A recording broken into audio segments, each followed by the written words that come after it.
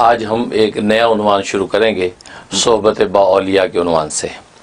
ظاہر ہے کہ ہمارا پہلا سیگمنٹ جو ہے تصوف کی دنیا ہے، اور اس کے تحت یہ پہلا باب ہم نے صحبت با اولیاء کے حوالے سے شروع کیا ہے۔ صحبت با اولیاء کے تحت ہم جو ہے اپنے سلسلہ چشتیہ کے جتنے اکابر ہیں ان کا تذکرہ کریں گے۔ ظاہر ہے کہ ہمارا سلسلہ جو ہے سلسلہ چشتیہ ہے، اور چشتیہ میں سے صابریہ اس کی شاخ ہے، اور یہ سلسلہ چشتیہ اوپر چل کے حضرت امام حسن بصری رحمۃ اللہ علیہ تک پہنچتا ہے۔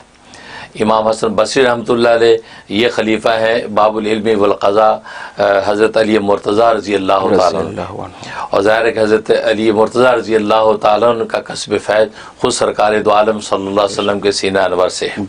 تو گویا ہے کہ وہ ایک واسطے کے ساتھ جو حسن بصری رسول اللہ صلی اللہ علیہ وسلم تک پہنچتے ہیں، اور یہ کبار تابعین میں سے ہیں، یعنی تابعین میں سے بھی بہت اونچا مقام ان کو حاصل ہے۔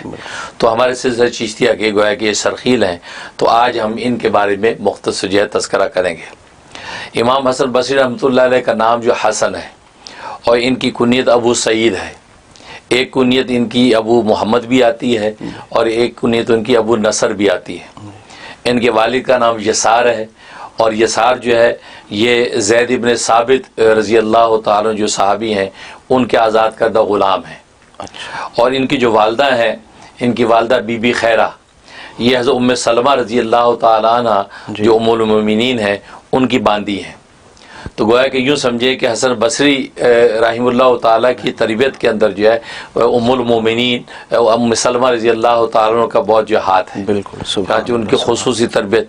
بلکہ بس اوقات تو لکھا ہے کہ اگر جو ان کی والدہ بی بی خیرہ گھر کا کام کاج اگر کر رہی ہے تو اور یہ رونے لگے ہیں تو ام سلمہ رضی اللہ تعالیٰ عنہ لے کر اپنی چھاتی ان کے منہ میں دے دیا کرتی تھی، یعنی یہ سعادت بھی ان کو حاصل ہے۔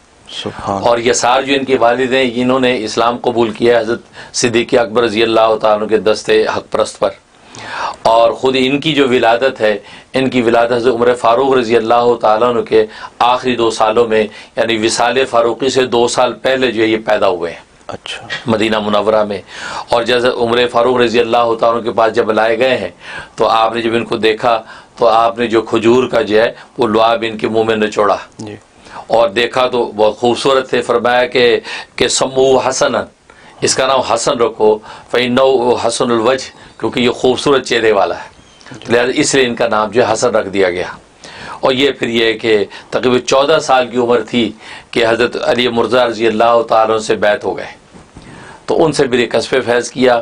پھر یہ کہ بصرہ اور کوفہ کی طرف نکل گئے، اور وہاں کسب علم و فیض کرتے رہے، یہاں تک کہ اپنے وقت کی جو ہے وہ بڑے ائمہ میں شامل ہو گئے۔ اللہ تبارک و تعالیٰ نے کو بڑی صفات عطا کر رکھی تھی، خاص طور پہ واعظ و نصیحت کا جو ان کا جو ملکہ تھا بہت زبردست تھا۔ ہزاروں لوگ ان کے واعظ کے اندر موجود ہوتے تھے، اور آپ جو ایسا واعظ فرماتے کہ لوگوں کی دلوں کو چھوتی تھی ان کی باتیں، اور علم و معرفت سے جو ہے ان کی باتیں بھری ہوتی تھیں۔ یہاں تک کہ ایک مرتبہ واعظ فرما رہے تھے تو حضرت علی مرتضیٰ رضی اللہ تعالیٰ تشریف لائے، اور تو آپ نے پوچھا کہ تم عالم ہو یا طالب علم ہو؟ تو فرمایا کہ میں کچھ بھی نہیں ہوں، نہ میں عالم ہوں نہ طالب علم ہوں۔ تو فرمایا کہ بس رسول اللہ صلی اللہ علیہ وسلم سے جو کچھ مجھے ملتا ہے بس وہ میں جو ہے لوگوں تک پہنچا دیتا ہوں۔ آپ نے فرمایا کہ بس تم اس قابل ہو کہ تم واعظ کیا کرو، اور کوفہ کے اندر سب واعظین پر پابندی لگا دی، کسی کو واعظ کرنے کی اجازت نہیں۔ واعظ کا اگر ہے اہل ہے تو یہ حسن بصری ہے۔ اللہ اکبر، کہ یہ جو فنائیت، یہ جو تواضع پیدا ہو جائے کہ انسان اپنے آپ کو کچھ نہ سمجھے، تو بس یہی حقیقت ہے کہ صدقے میں تیرے ساقی مشکل آسان کر دے، ہستی میری مٹا دے، خاک بے جان کر دے۔ یہ وہ حقیقت انسانیت کی مل جائے تو اللہ تبارک و تعالی اس کو بقا کے مقام پر فائز کر دیتے ہیں۔ تو حضرت علی مرتضیٰ رضی اللہ عنہ نے فرمایا کہ تم اس قابل ہو کہ تم واعظ کرو، اس کے علاوہ کوفہ کے سب واعظین پر پابندی لگا دی۔ تو ایسے یہ واعظ فرمایا کرتے تھے، اور عجیب و غریب اللہ تبارک و تعالی ان پر خوف و خشیت طاری کر رکھا تھا۔ اس قدر خوف و خشیت رہتی تھی کہ فرماتے کہ مجھے یہ ڈر ہے کہ کل روز قیامت میں اللہ تبارک و تعالیٰ کے سامنے پیش ہوں، اور اللہ تبارک و تعالیٰ فرمائیں کہ تیری ہماری نظر میں کوئی وجاہت نہیں رہی، لہٰذا جو تو نے کیا وہ سارا کا سارا مرد کرتے ہیں۔ اسی خوف پر روتے رہتے تھے، یہاں تک کہ اگر ایک کتا بھی سامنے سے گزر رہا ہے تو اس کتے کے بارے میں کہتے تھے اے رب ذوالجلال، اس کتے کے صدقے میں تو مجھے معاف کر دے، کیونکہ یہ تو ایسا جانور ہے کہ یہ گناہ کرے، اس کا گناہ نہیں ہے، لیکن میں ایسا ہوں کہ گناہ کروں تو گناہ ہے، تو اے رب ذوالجلال یہ کتا جس کا گناہ تیری نظر میں نہیں ہے، یا اللہ اس کے صدقے تجھے مجھے معاف کر دے۔ یہ اس قدر خشیت اور تواضع پہ طاری رہتی تھی۔ ایک مرتبہ ایک جنازہ گزر رہا تھا، تو جنازے کو دیکھا، ساتھ شریک ہو گئے، تدفین سے جب فارغ ہوئے تو اس کے بعد قبر کے پاس ہی بیٹھ گئے اور کہنے لگے اے دنیا والو خبردار کان کھول کے سن لو، یہ جو قبر ہے یہ تمہاری زندگی کی، تمہاری اس دنیا کی آخری منزل ہے، یہ تمہاری دنیا کی جتنی محنتیں ہیں کہ آسمانوں میں اڑو زمینوں میں اترو، اس کا اینڈ یہ اس کی جو انتہا ہے۔ اور فرمایا کہ تمہاری جو آخرت ہے اس کی ابتدا یہ قبر ہے، تو جس دنیا کی انتہا یہ قبر ہو تم اس دنیا کے پیچھے بھاگتے ہو اور اس قبر کے بارے میں بے فکر رہتے ہو، اور جس آخرت کی ابتدا یہ قبر ہو تم اس آخرت سے غافل ہو۔ اس لیے فرمایا کہ تو گویا کہ جب مر جاتا ہے تو مرتے اس کی قیامت اس پر نافذ ہو گئی ہے، تو جس کی قیامت کی ابتدا قبر سے ہوتی ہے اور یہ ایک چھوٹا سا گھٹن والا گھر اس سے جس قیامت کی ابتدا ہو، اس قیامت کی ہولناکی کا عالم کیا ہوگا، تم اس کی تیاری نہیں کرتے۔ اور اس انداز سے واز فرمایا کہ خود بھی زار و قطار رونے لگے اور پورا مجمع رونے لگا۔ یہاں تک فرمایا کہ جب کسی گھر میں کوئی مر جاتا ہے اور گھر والے جب روتے ہیں تو ملک الموت دروازے کے پاس کھڑے ہو کے کہتا ہے میں نے اس کی روزی نہیں چھینی، میں نے اس کا کوئی رزق نہیں چھینا جو تم روتے ہو، اور میں نے اس کی کوئی عمر کم نہیں کی، جتنی عمر تھی اس کو پوری ملی ہے، اور جتنا اس کا رزق تھا اس کو رزق پورا ملا ہے، پورا اس نے اپنا حق ادا کیا ہے، سب کچھ۔ بلکہ یاد رکھو تمہارے رونے کی وجہ سے ایسا نہیں ہوگا میں دوبارہ نہیں آؤں گا، میں بار بار اس گھر میں آؤں گا، یہاں تک اس گھر میں کسی کو بھی باقی نہیں رہنے دوں گا۔ فرماتا ہے کہ وہ فرشتہ دروازے پہ کھڑے ہو کے یہ بات کرتا ہے، اگر گھر والوں کو اس کی آواز سنائی دے دی جائے اور گھر والے وہ محسوس کر لیں کہ فرشتہ گفتگو کر رہا ہے، تو فرمایا کہ گھر والے مردے کو بھول کے اپنی فکر میں پڑ جائیں۔ لیکن یہ کہ چونکہ اللہ تبارک و تعالیٰ نے غیب کے پردے میں چیزیں رکھی ہوتی ہیں، اس لیے انسان کو پرواہ نہیں ہوتی، مردے کے لیے روتا رہتا ہے، یہ سوچتا نہیں کہ میں نے بھی اسی منزل پہ پہنچنا ہے، یہ فرمایا کرتے تھے۔ اس لیے فرمایا کہ بھئی خوف و خشیت، یہ فرمایا کہ یہ زندگی کی بنیاد ہے، یہ جب تمہیں حاصل ہو گئی تو فرمایا کہ دنیا کے اندر تو اللہ تبارک و تعالیٰ کی مشیت اور اطاعت کی زندگی گزارو گے، اور آخرت میں انشاءاللہ اللہ تبارک و تعالیٰ تمہیں سرخرو کر دیں گے۔ فرمایا کہ ان کے زمانے میں ایک شخص کے بارے میں سنا کہ یہ شخص گوشہ نشین ہے، خلوت میں رہتا ہے اور یہ کبھی کسی سے ملتا نہیں ہے، تو کہا کہ اچھا چلو اس سے ملاقات کے لیے جاتے ہیں۔ اب اس شخص کے ساتھ ملنے گئے، ملاقات کی، کہا کہ سنا کہ آپ خلوت میں رہتے ہیں، گوشہ نشین رہتے ہیں، لوگوں سے آپ ملتے کیوں نہیں ہیں؟ تو کہنے لگا اصل میں مجھے ایک کام ہے، اس کام میں میں مشغول ہوں، اس وجہ سے میں لوگوں سے ملتا۔ کہا کہ اچھا، کہا کہ تمہیں پتہ کہ یہاں حسن بصری رہتے ہیں، کبھی کبھی اس کے واز میں جایا کرو، حسن بصری سے کبھی ملتے رہا کرو، سنا ہے کہ وہ اچھی باتیں کرتا ہے، یہ بات کہی۔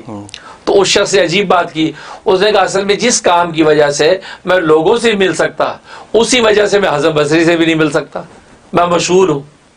تو حسن بصری بڑے حیران ہوئے، کہا کہ آخر کون سے کام میں آپ مشغول ہیں، کیا کام ہے جو آپ حسن بصری سے بھی نہیں مل سکتے؟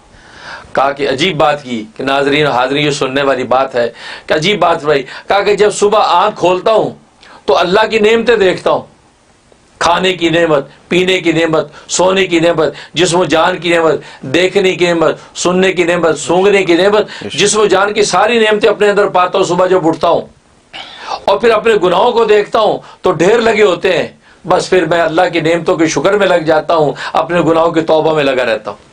یہ کام ایسا میرے سر پڑ گیا ہے کہ نہ یہ کام ختم ہونے کا ہے، نہ مجھے فرصت ملے گی کسی سے ملنے کی۔ سبحان اللہ۔ تو ناظرین حاضر یہ ہے وہ زندگی کہ صبح اٹھتے ہی سوچے کہ یار ماشاءاللہ آنکھیں دیکھ رہی ہیں، کان سن رہے ہیں، زبان بول رہی ہے، ہاتھ پیر چل رہے ہیں، اور کھانے کو ماشاءاللہ فریج میں کھانا موجود ہے، پراٹھا روٹی موجود، پانی دیگچی اس کے فریج کے اندر موجود، ساری نعمتیں موجود تھیں، اتنی نعمتیں، اب ان نعمتوں کے شکر میں لگ جائے، اور اپنے گناہ کہ جسم و جان کے ہر وقت گناہ ہی گناہ اور گناہ کی معافیوں میں لگ جائے۔ فرمایا کہ نعمتوں کے شکر اور گناہوں کی معافیوں میں اگر انسان لگ جائے تو اس کو پھر فرصت نہیں ہے کہ کسی اور کام میں لگے۔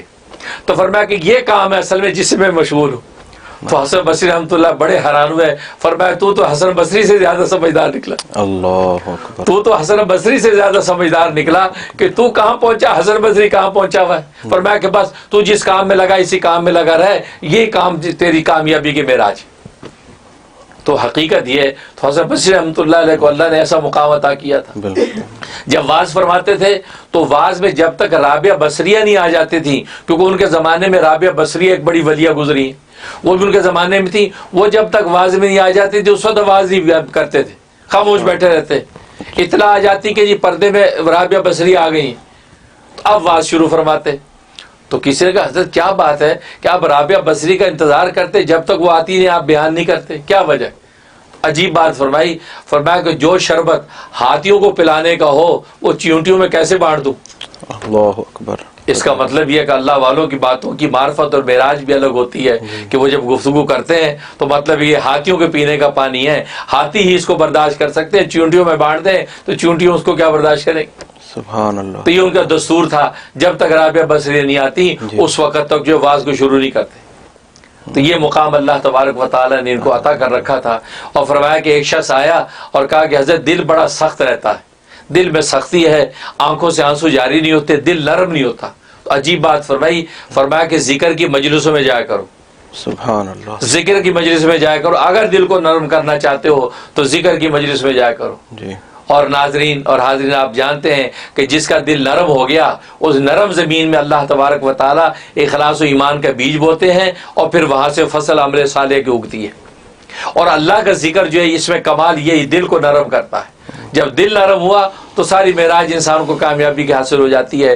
تبھی تو نبی کریم صلی اللہ علیہ وسلم بھی تاکید فرماتے ہیں کہ اے میرے صحابہ جنت کے باغوں سے گزرا کرو تو چر لیا کرو. تو صحابہ اکرام رضوان اللہ علیہ مجمعین نے پوچھا کہ جنت کے باغ کیا ہیں؟ فرمایا کہ ذکر کے حلقے، ذکر کی مجلسیں، جہاں ذکر کی مجلس میرے اس میں پہنچ جاؤ، یہ جنت کے باغ ہیں. کیونکہ اہل ذکر جب تک ذکر کے اندر موجود رہتے ہیں وہ جنت کے باغ میں رہتے ہیں. اب ابھی محفل ذکر کے لیے ہم جمع ہیں، یوں سمجھے کہ یہ اس وقت جنت کے باغ میں ہم بیٹھے اور جنت کے باغ میں چر لو. مطلب خدا کے ذکر کو جتنا کر لیں گے، کیونکہ جنت وہ واحد مقام ہے وہاں اللہ کے ذکر کے علاوہ کوئی کام نہیں ہے. وہاں سبحان اللہ الحمدللہ اور سلام علیکہ کے نعرے ہوں گے، خدا کا ذکر. اس لیے فرمایا کہ دل کی سختی کا علاج یہ ہے کہ ذکر کی مجلسوں کے اندر شریک ہوا کرو. تو یہ امام حسن بصری ہیں جن کو اللہ تبارک و تعالیٰ اتنا اونچا مقام عطا فرمایا. اور لکھا ہے کہ ان کی وفات جو ہے وہ 4 محرم یا 1 رجب کو ہوئی ہے اور 89 سال کی یعنی 89 ایئر ان کی عمر ہوئی ہے. 89 سال کی عمر میں ان کا انتقال ہوا ہے. اور وہاں بصرہ کے اندر جو ہے ان کا مزار ہے. اور ان کے جو خلفاء 5 ان کے خلفاء ہیں جن میں سے خواجہ عبد الواحد ابن زید، یہ وہ ان کے خلیفہ ہے جی جو ہمارا سلسلہ چشتیہ چلتا ہے وہ خواجہ عبد الواحد ابن زید تک پہنچتا ہے. تو وہ انشاءاللہ آئندہ ہم خواجہ عبد الواحد ابن زید پر گفتگو کریں گے.